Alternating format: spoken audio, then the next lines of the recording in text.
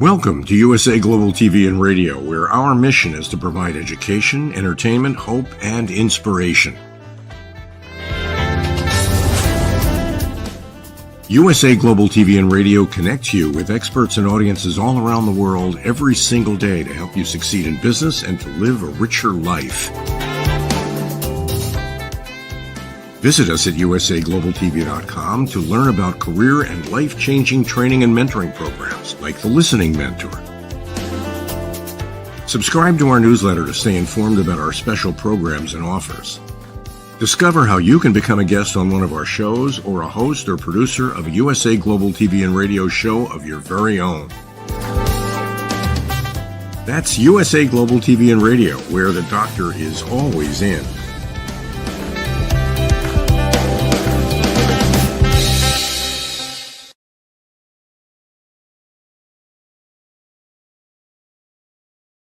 Hello and a very warm good evening from the UK. My name is Dr. Madalenechan and I will be with you as well as our guest for USA Global TV and Radio for the film and music show.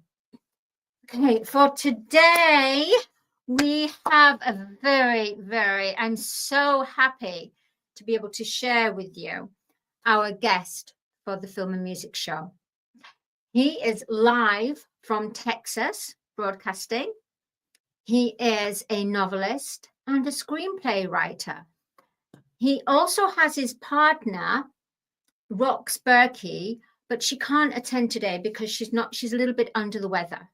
So Charles Breakfield is in the studios today, and he's going to be talking about Out of Poland, which is a new screenplay.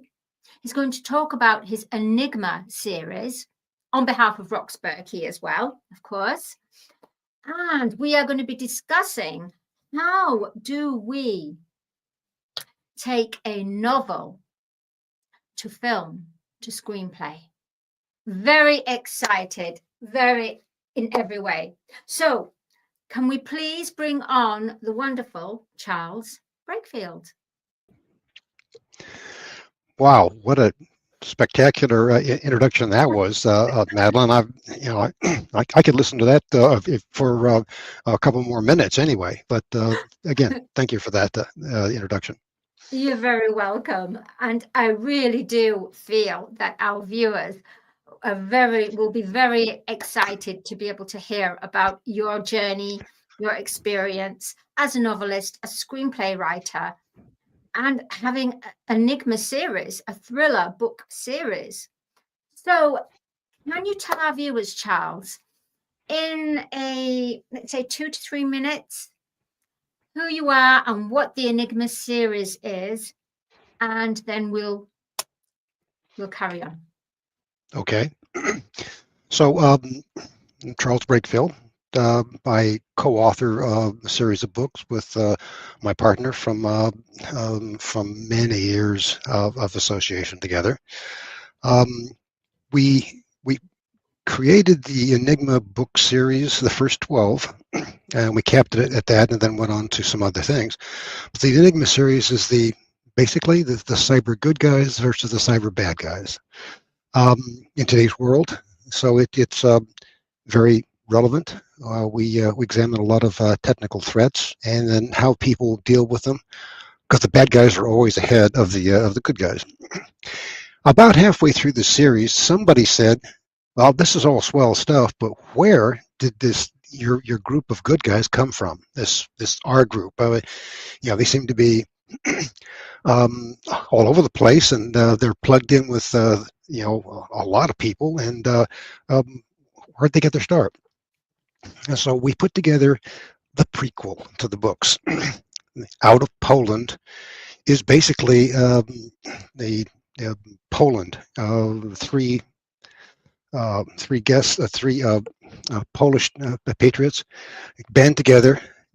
Germany has overrun the country in 30 days, and it's frustrating for them to be able to see this going on. So they decide to hit back by stealing one of Germany's most prized possessions, the Enigma machine. And so that's where we get the start.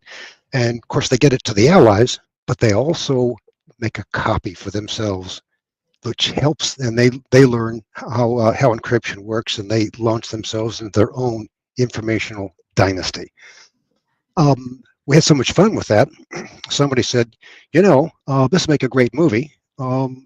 And then from there, it was let's learn how to be able to do that. It was a learning experience, and it was. You mentioned it was like a brand new, and I don't want to leave you with the wrong impression. Nobody writes a screenplay and has it hit a home run right off the bat. This has gone through several iterations. It's been in several competitions. It's always in the top 20% range. We got an award for best liked from Page Turner folks out of the UK, and it was very gratifying. But we keep getting this feedback that says, kid, you need a little more polish here and there. Develop this. Let's see a little more about these characters. And so there's always something else to do to make it better. Thank you. I was going to say, Charles, Out of Poland, whereabouts is it set? In what time zone? In what year? 1939. So this is when the Germans overrun Poland in that September 1st time frame. So it's historical fiction. We baked a lot of technical facts into it. I'm something of a student of World War II, so I was very interested to make sure that it mapped correctly to the time frames, the troop movements, and some of the technology at that time that was being used. So it's the characters that are a little bit on the fictional side, but all very much characteristic of the patriots that would be fighting for their lives at that point in time. And the plot of Out of Poland, does it have a little bit of thriller, romance, clever planning strategy? Oh, yes, and it's a lot of suspense, and there's a lot of, because these Germany's got three huge army groups that they've launched against Poland, and the country is collapsing, and people are running scared, trying to leave before the Germans overrun everything. So the background, all of the activity is around them grabbing, against all odds, stealing something that's under heavy guard, trying to get out of Gdansk with it to get back to Warsaw, meet with their one of the gentlemen's father, who's the ambassador. He knows that they're beaten, and he's the one that said, "You need to go do this. And here are two roadsters. Get out. Head southeast towards Romania, Hungary."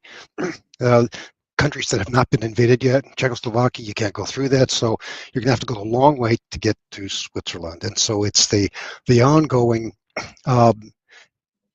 trial of trying to get out, and then friends, Polish patriots that help them for no good reason other than they're Polish patriots, and so it takes that edge off of the away from the German general that is obsessed with its return and their execution, and so the whole plot revolves around them running, dodging, losing some of their team, and finally getting to the point where it's the culmination where they got to break through a blockade of Germans to be able to reach freedom.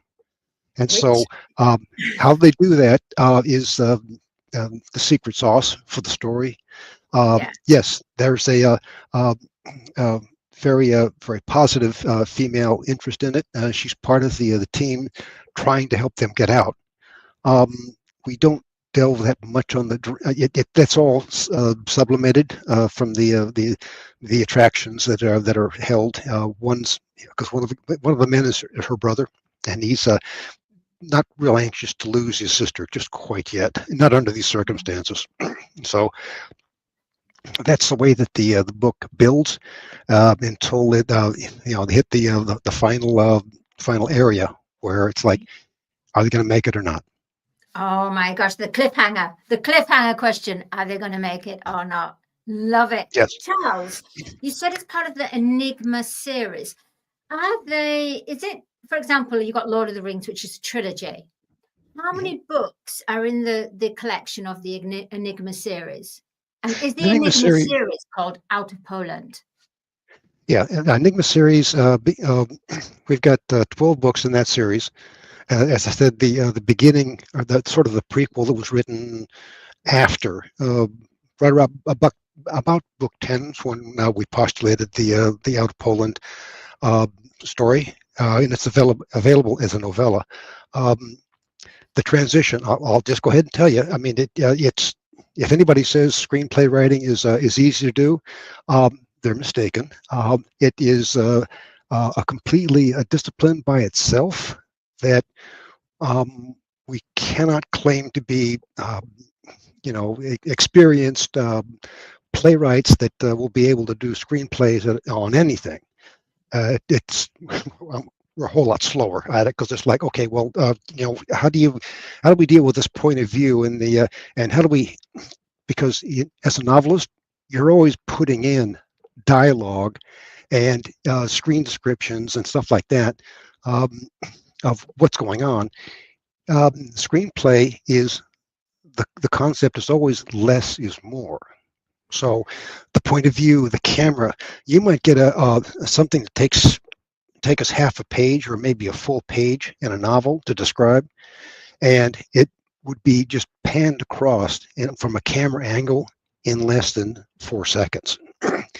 So the transition between the two of them is definitely an interesting exercise for us, and it was a fun discipline to learn and to know something about. But we've had a couple people say, you're probably better writers than your screenplay writers, and I said, yeah, okay, I'm not going to argue that point with you because but it's we wanted to try, we wanted to see what's possible, and that's always that's the theme from all the books. What's possible? How do you get from being the underdog against the bad guys to winning? And those are stories that are compelling, and that's we're storytellers. And then can I ask you another question, Charles? Actually, Sure. Addressed to yourself and Roxy. I know she's not here, but Rox.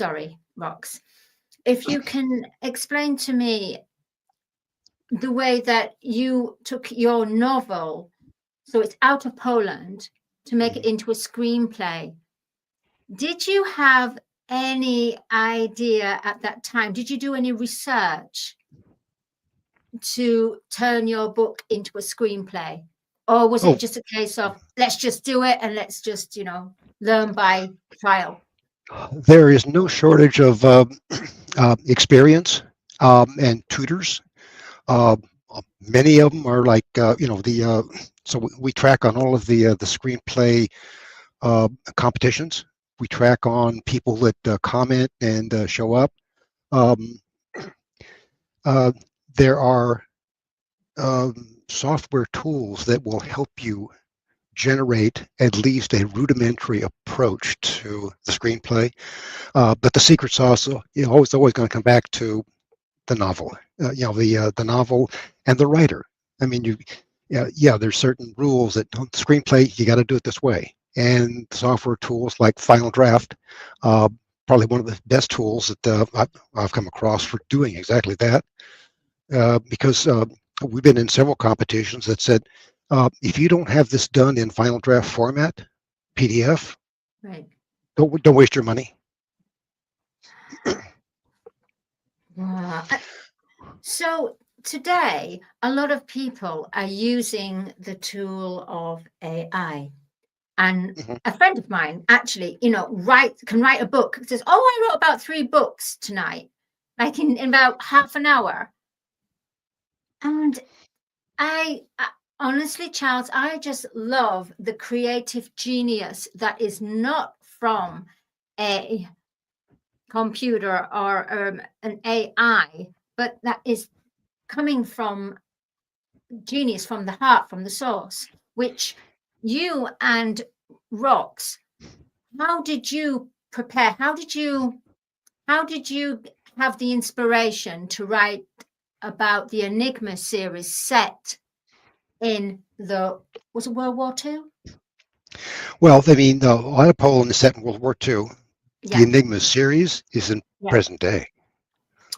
So, That's yeah, they're the great. third generation. Yeah, so the first generation is where Out of Poland begins, and then as people have children, they bring them into the business, and they hand off the moral high ground thinking that they learned the hard way against the tyranny. And so they're very much oriented in that direction of being able to fight for the right and just cause and bring justice. Now, to your question about using AI, we're in violent agreement with you. It's not. There's no honor. I'll just be honest with you. There's no honor in telling here. Give me an idea, and would you go ahead and script it for me, and let me put my name at the bottom. That's. I'm sorry. We don't subscribe to that. We simply do not. What we do, though, is that we'll use our patent pending literary technique of literary ping pong, and we'll take and craft a spreadsheet of chapter possibilities, and then take chapters and then write them. Us write them. Yes. No AI prompting. It's the idea creation and the wordsmithing and the story building and the characters are us, and then we bat it back and forth until we get that polish to the story and the characters that is we believe is okay. This is what we want people to be able to see. I don't have room in my thinking for having somebody write something for me and have my name put to it. That's cheating. I just no. I mean, I know you can do it. I know you can do it. That's just not for us. We're not those people. But you can also tell when it's being AI because there's no feeling, there's no heart into it. It's quite cold. Yeah. Well, I guess what's really depressing is to see that there are actually tools to be able to grade whether or not it's AI driven. And then I saw somebody else who had a tool to be able to fix the AI stuff so it wouldn't get caught when you put it in the screening tool. I'm like, what's wrong with this picture, guys? I mean, just if you can't write, okay, I get it. If you can write, why don't you? It's just that simple.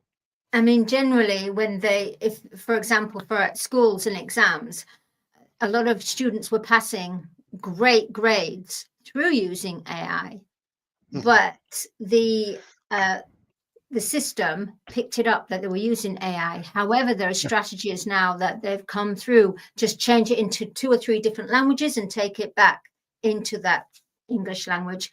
And apparently they can't pick up the AI, which is very sad. It means that we've become a very lazy nation, really. Yeah, it's really odd. I actually had this lesson taught to me when I was in high school. I had a Marine sergeant. I guess he was a gunnery sergeant. He had been discharged for an injury he had received, but he knew algebra perfectly. But he was such a perfectionist at it, we couldn't use the formulas until we'd actually prove the formulas. We actually had to do that. I probably learned more algebra from that guy and remembered it longer than anything else that I've ever taken. So, fast forward to today, and we actually have a story like this in one of the books where Dr. Quip has programmed his AI-enhanced supercomputer, and he's got 2 of his students. They're like 9 and 10 or 9 and 12, and 2 of them that are like 15 and 16. And he says, "Okay, who did the homework?" And like just the 2 young ones did. They said, "We got the homework done." "Oh, okay. What about you other guys?" "What's the point? I just have a computer do it." "Oh, okay. Well, let me go ahead and have a contest. I'm going to put up a problem on the screen, and everybody needs to solve it. Let's see who does it faster." And of course, the 2 older ones are cracking up, saying, "This is stupid. We're up against the computer who can do this in nanoseconds." And but the 2 young ones, they're scrolling like crazy, using the stuff they learned from homework, and they put their answers up, and they're different than what the computer puts up. The guys in the back are laughing and cracking up. And Dr. Quip says, "Okay, which answer is right?" And they go, "What do you mean which one's right? It's the computer's right." He goes, No, I had the computer put up the wrong answer to prove you a point. The point is, if you can't verify the mathematics, the logic, the answers for yourself, then you are sentenced to take whatever is handed to you as an answer from a computer, even if it's wrong." Oh my gosh. That's amazing. That's fabulous. That should be done today. Yeah. There should be. But Charles, let's now go into a time machine. Let's go back to how were you inspired to be a writer, a book writer, a novelist? Well, it's interesting. I've been in the high-tech world for a couple of decades, and one of the things that I was doing was professional services. That's where they take you and send you into an account that is hopelessly messed up. Figure out what's wrong. Write it up as to how to fix it. Here's what we found. Here's how you fix it, and here's where you can get fixes done for you, or we can contract with us or whatever. And so the white paper was always the deliverable that we had to hand over to the customer. You do that for a couple of years, and you get pretty good at writing up technical analysis and solutions. And then that's where I met Rox Berkey, and she was helping. She was doing the same thing too. And so we would sometimes team up on some of these large companies and go solve their problems. When I say that, it's euphemistically what it was we'd be parachuted in and held hostage until we got it solved. So, but one day she pops up and says, "You know what? Our box said that they'd pay to have us write some white papers for them, and maybe even a couple of books." So we did for a while. There's nothing nothing less satisfying than writing a technical manual that's out of date as soon as you get it to press. So I got a little bit miffed, as they say in the UK, and I stomped off and said, "I don't want to do this anymore. Thank you very much." And a couple months later, Rox, being the near genius, emotionally superior to moi, came to me and said, "I've got an idea. Just so you know, that's probably the four most terrifying words in her vocabulary." Um, and she threw this fictional thriller at me using real technical stuff in background. Identity Theft was the first book we wrote, and it was uh, very compelling. And I said, but I um, wasn't quite sure. And she goes, "Okay, all right." She gave me the closing argument. "Charles, we can kill people and not go to jail. Okay." So that's there's been a lot of characters that not make it out of the books alive. I have to be honest. It's very gratifying, actually. And I don't have any jail time to speak of, and the parole people said, "No, you're free to go." So right now, that's how we got started, and one book led to another, and because there's always this conveyor belt of horrible ideas that the dark net comes up with for good technology that nobody expected to have it morphed into something that was so horrible. Ransomware. Um, there's genetic engineering to be able to live forever. In the hands of the wrong people. I mean, we've got some great stories. They're all just a little bit, quite a bit different, but they're all different technical threats that come at our good guys, and they've got to solve them. So, Charles, in saying this, and thank you for sharing that, shall we have a look at your website, yours and Rox's website, Enigma series, so that people can see, our viewers will see the series we have on the show. So Heather, our producer today, yes, it's coming through. There you go. Yeah. Goodness me, there's quite a collection there. You said 12, wasn't it? How fantastic. Well, that's just the first 12. Then I've got the secondary trilogy that's got we're working on the third book on that one. We've got 2 of those. That's the fourth generation of the R group. And then we got invited to write in a writers group for the Magnolia Bluff series, the Crime Chronicle series, and those are all cozy mysteries. And so we've got 3 books in that series, and then the Enigma Force that's coming right across now. We just got the Audible award for that, and also a best pick on the paperback version. So I was going to say, yeah, sorry. I was going to alert you that you see across the top, we got paperbacks, audiobooks, ebooks, short stories, book trailers. We to your point, and the reason we were really interested in your show, being able to attend, was we're all about all the different medias that people can enjoy the stories, whether it's Audible or it's an ebook or a paperback.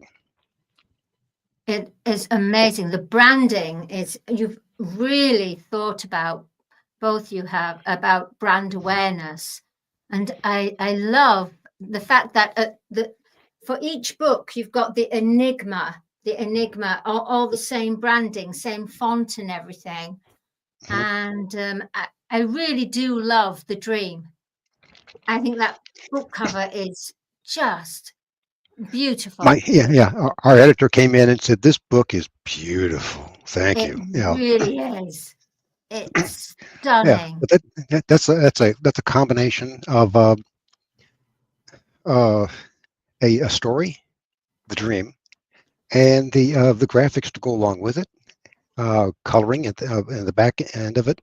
But it's the kind of book we got interested in building it.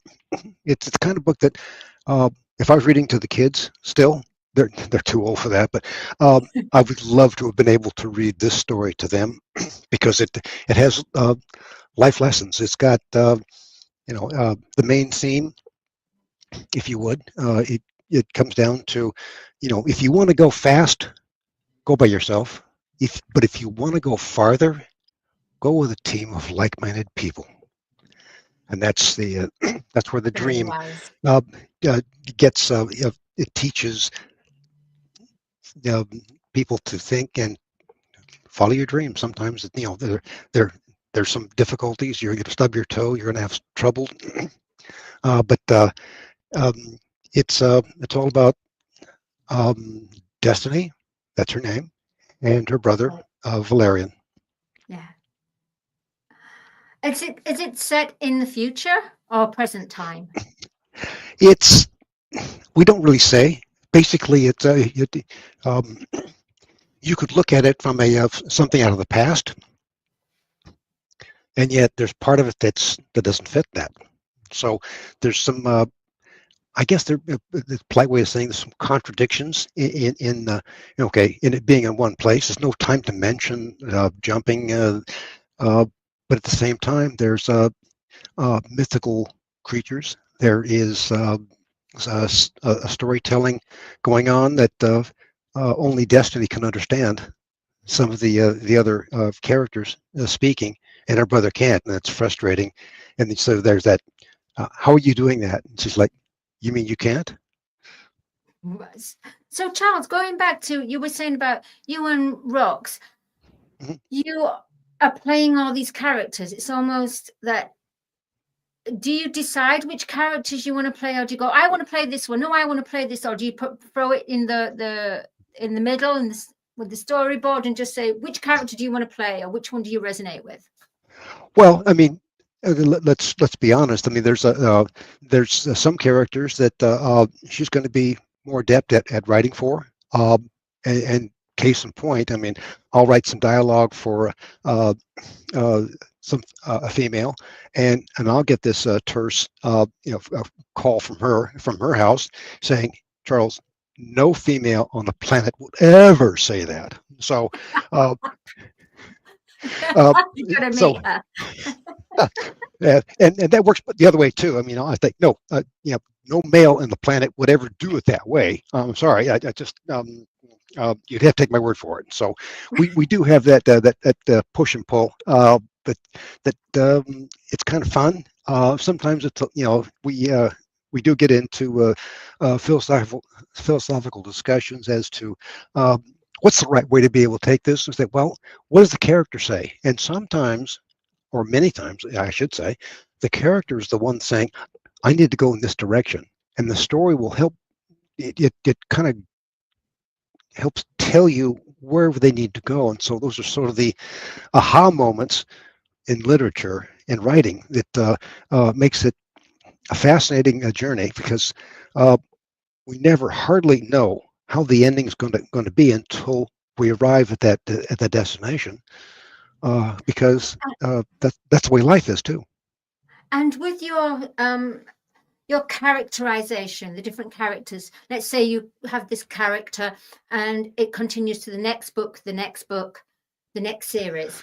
When do you know? Do you both know, almost like telepathically or synchronicity, that hang on, he or she's got to go? Well, let's be fair. They all change. They all morph. They're not the same character in book one that they're now in book 12, or in the Cozy Mystery series. They do change. People grow. People change. Sometimes they change for the good. Sometimes they don't. And how they react, and that's sort of the dichotomy going on. You got the story going along, and well, back in book one, they would do it this way. Yeah, but they're older now. They're more seasoned. They've got new thoughts and more experience, and they're not in such a big hurry to be able to make a rash decision, because they've learned and they've digested more of life, and so that's where you get some of that. They're not the same, and a couple of the characters we built. You'll enjoy this. We actually had somebody that we worked with many years ago, and she got to be a fan of our stuff.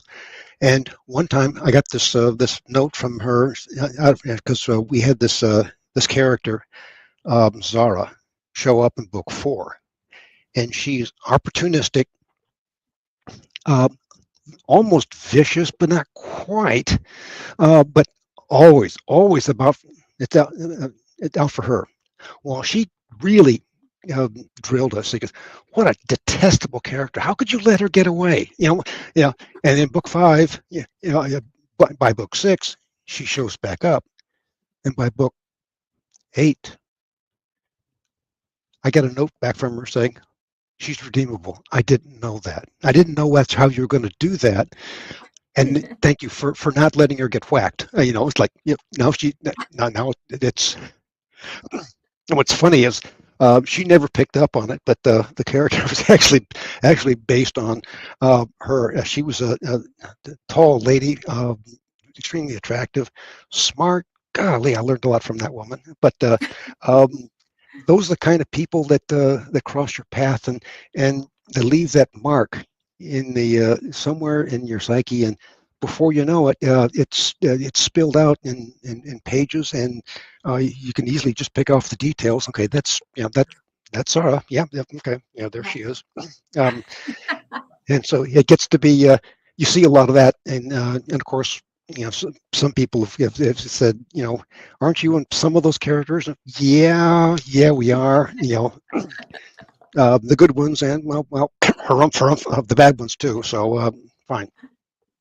Oh, Charles, I could talk to you all night. I really could. I find you so interesting, and the way the storytelling and your characterizations, and really so hugely enjoyable. And you must come back definitely and bring rocks as well. And I we will must assure carry you on that. part Yeah. 2, most definitely. But Yeah. before we go, Charles, can you share with our viewers how they can find you, where they can, and where they can find you? That's if, of course, you want them to find you, and just how they can ask questions and have more into the Enigma series. Yeah, certainly. So we post a lot of the audio snippets that we create in some of the videos that we've been building in YouTube, and you can find our channel on youtube.com at Enigma Series, where we have our website, enigmaseries.com. There you can go and sign up for our email letter. There's some free stuff. You commented on the dream. I've got all of the coloring pages and the word puzzles from the dream as a free download off of our website. Just give me your email address, and you can download any one of the free goodies we have out there. You want to contact us via email, authors@enigmaseries.com. We're also on Facebook, the Enigma Series, and for anybody that's interested in Instagram, also at Enigma Book Series, and that'll get you into our universe, and you can see all the neat stuff we're coming out with. And we've got the third book in the trilogy of the Enigma Heirs. We should be out first quarter, April timeframe ish is where we're at. And then I got another cozy mystery coming up at the end of August of next year. So as the phrase goes, rust never sleeps. And so we're the same way about writing. Fantastic. And my final question I want to ask to share with the viewers, out of all the 12 books, all the different titles of the Enigma series, which one do you feel is ready for the big screen? Because I just get this feeling the dream would be just amazing, and out of Poland, because at the moment the trend is going back to historical movies, ancient of ancient times, pre-war, war times. I would venture to say that the 12th book of the Enigma series was probably one of the best, most dynamic books, because the R group has become renegade. They've been deemed as outlaws, and they're on the run. and that one's got a lot of personal triumph and tragedies, and how do we make this work now that we're outside the law, and they've turned the whole puzzle around. So now we're the bad guys. How do we clear our name, and how do we get clear? And so that's, I would say that was that's the that book is Enigma Threat. Yes. And it's the second half of the AI wars, and that's where Fabulous. we get into yeah. Wow. Book 11 starts off with the AI wars, Yes. and the question is who won, and in book 12, it's sort of the book 11 and book 12 make a really good pair of reading. We write all the books so they're standalone, but That's a those good two movie. kind of yeah. That's a good movie, the two books combined. But Charles, we are running out of time, unfortunately. I just want to say thank you. Thank you so much for being our Madeline, guest. thank you for having me on, and I promise you we'll try and engineer rocks on the next call. That would be wonderful. For 2025, please do come back, and yeah, it'd be lovely. And we can talk then part 2. Most definitely. And yeah, well, thank you very much, Charles, and see you next time, and have a wonderful Christmas. You too. Thank you, Madeline. All right. Bye. Well, there you go. Another successful, wonderful interview with Charles Breakfield. Absolutely phenomenal. Thank you. I must say thank you to our sponsor, Audi K Barrier, who's actually from Texas and Kentucky. Thank you to our producer today, Heather, and of course, Chief of Operations, the lovely Dr. Jacqueline Kerbeck. My name is Dr. Madalene Chan, and I will see you next week for the film and music show. And for now, have a wonderful weekend, rest of the weekend, and I'll see you next week. Bye. USA Global TV and Radio, in partnership with Dr. Jacqueline LLC, present Amazon #1 best-selling author, Dr. Jacqueline Kerbeck. Dr. Jacqueline Kerbeck is a certified life, career, and executive coach who teaches people how to listen at an elevated level through her courses and her books. Dr. Kerbeck teaches her clients how to open their hearts and express themselves through their creative genius. In her children's book series, The Amazing Adventures of Lady Ella, the listening mentor, Dr. Kerbeck teaches children and their families how to listen at an elevated level. Dr. Kerbeck has worked with clients across the world to guide them in how to express themselves and communicate at a highly effective level. Join our team of elevated listeners so you can listen without judgment, without providing a solution, without interruption, and without stealing the stage. To order your books today, go to drjacqueline.com or Amazon.